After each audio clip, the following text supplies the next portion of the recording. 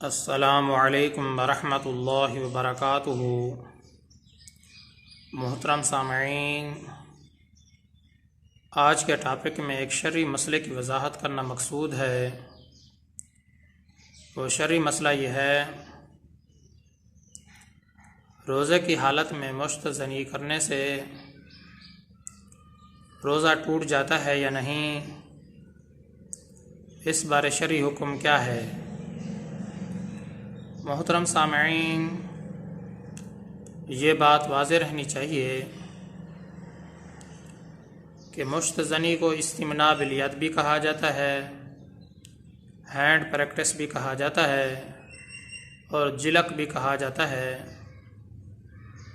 تو یاد رکھنا چاہیے، روزے کی حالت میں اگر کسی نے مشت زنی کی اور مشت زنی کرنے کے نتیجے میں اس کا انزال ہو گیا، یعنی عضو خاص سے منی کا اخراج ہو گیا، تو اس سے اس کا روزہ فاسد ہو جائے گا، روزہ ٹوٹ جائے گا۔ صرف اس روزے کی قضا لازم ہوگی، کفارہ لازم نہیں ہوگا۔ لیکن اگر مشت زنی کرنے کے نتیجے میں اس کو انزال نہیں ہوا، اس کی منی کا اخراج نہیں ہوا، تو اس سے روزہ فاسد نہیں ہوگا، روزہ نہیں ٹوٹے گا۔ محترم سامعین، مشت زنی کرنا یہ ایک ایسا فعل ہے جو شرعاً ناجائز اور حرام ہے۔ ایسے آدمی پر لعنت بھیجی گئی ہے، اور جو مشت زنی کرنے والے لوگ ہیں، قیامت والے دن ان کے جو ہاتھ ہوں گے وہ حاملہ ہوں گے۔ اس لیے اس سے ہر حالت میں اجتناب لازم ہے۔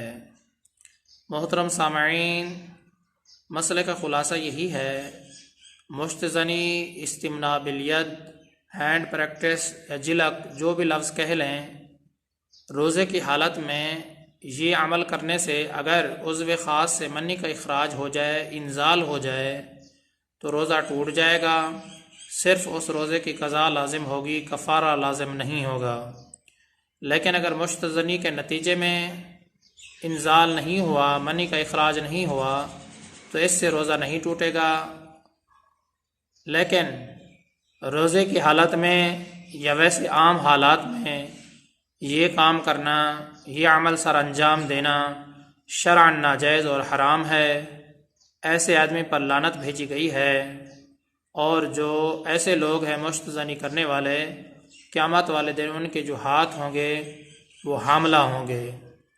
اللہ تبارک و تعالیٰ سے یہی دعا ہے کہ اللہ تعالیٰ ہم سب کو ان تمام برے افعال سے ہم سب مسلمانوں کی حفاظت فرمائے۔ میں آپ سب کی دعاؤں کا طلبگار ہوں۔ محمد ثناء اللہ فاروق۔